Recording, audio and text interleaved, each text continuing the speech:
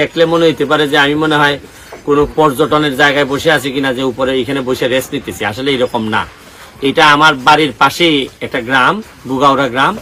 এই গুগাউড়া গ্রামে এইবারে যে আমাদের ঘূর্ণিঝড় হয়েছে, ঘূর্ণিঝড়ে এই বাড়ির যা আছে সব নিয়ে গেছে। আর আমার পিছনে যারা আছেন তারা এই বাড়ির বাসিন্দা।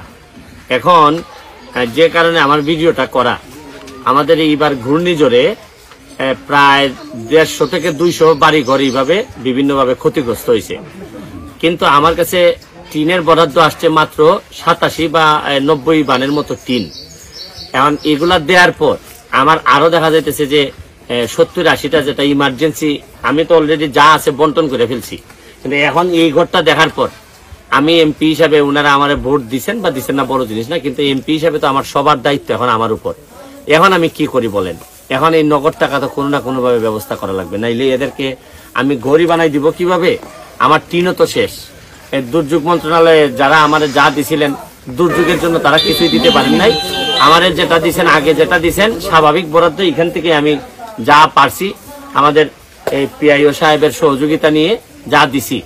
এখন আমার অবস্থা হয়েছে দেখেন, আপনি ভিতরে এসে দেখেন যে ঘরটা এই, তোমরা কয়জন? 4 জন, আরেকজন ছেলে আছে। এদিকে দেখো, আবার এদিকে দেখেন, এইদিকে দেখেন, ওনারা আবার আমার জন্য একটু কোকের ব্যবস্থা করছেন, মজো। মনে করছেন যে আমি আসবো তো বইলে আসছিলাম, যে মজোর ব্যবস্থা করছেন। দেখেন এইরকম টিন নাই, চাল নাই, সবকিছুর পরেও দেখা যাইতেছে যে একটু মজোর ব্যবস্থা করছেন, যাতে আমি একটু এমপি তো এই জন্য আমি একটু ড্রিঙ্ক খাইতে পারি যেন আর কি। এই হচ্ছে কি আতিথেও তার একটা জিনিস আপনাদেরকে। ও আচ্ছা আচ্ছা,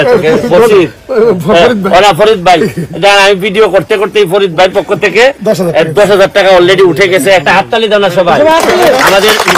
আমাদের এলাকার উনি বুল্লা ইউনিয়নে আমার পাশের উপজেলার, উনি একজন ব্যবসায়ী মানুষ। এই ভিডিও চলতে চলতে অলরেডি 10,000 টাকা দিয়ে দিচ্ছেন। আমি ধন্যবাদ জানাই ফরিদ ভাইকে। এই টাকাটা আপাতত এখনই তোমরা 10,000 টাকা পাইলে, আমি তো এখনো দেই নাই, কথা বুঝছো? এটা রাখো। আর আমার পক্ষ থেকে আমি সাহেবরে বলে যাচ্ছি যে এই টিন বা যা যা লাগে, যেহেতু এটা আমার গ্রামই বলতে গেলে, বা আমি এমপি হওয়ার পর তো এখন আর কারোই এইভাবে টিন থাকবে না আর আমি আরামে এসি দিয়ে ঘুমাবো, এটা তো হইতে পারে না। ধরেন অনেক কিছু সহ্য করে নিতে হয়, কিন্তু এতটা পারা যায় না। কারণ মানুষ হিসাবে মানুষের কষ্টে যদি আপনি কষ্ট পান, তাহলে এই ধরনের বাড়ি ঘর এগুলা ভাঙা দেখলে আর সহ্য হয় না। তো আমি চেষ্টা করে যাচ্ছি। তোমরা এখন আর খিতা লাগে? এখন টিন লাগে। হ্যাঁ, রায়হান, ও রায়হান আছে। আচ্ছা আচ্ছা আচ্ছা, আমাদের রায়হান, সে উপজেলা চেয়ারম্যান প্রার্থী। আমার ভাল লাগছে যে বাচ্চা ছেলে, কিন্তু সে তার যে হৃদয়টা, কলিজাটা দেখে আমার ভাল লাগলো। এখানে কত? ও আচ্ছা, যাই হোক, ইটা খাও তোমার আমাদের নাও, ইটো নাও, ইটো ফাইলাই, টেকাটাও ফাইলাই। এখন আর কিটা লাগে তোমরা? টিন আর হ্যাঁ, আচ্ছা কিছু টাকা দিলে পরে খাটকুট গুলা বানাইয়া। আর টিন কয়বান লাগবো কেন পিয়া হিসাব? কয়বান লাগবো? 5 বান লাগবো। 5 বান লাগবো। তাহলে টিনের ব্যবস্থাটা আমরা করে দিতেছি, আর এগুলা দেয়া এই ঘরটা করে ফেলো, ঠিক আছে? ওকে, ঠিক আছে বাবা। আর পড়াশোনা করেনি এরা?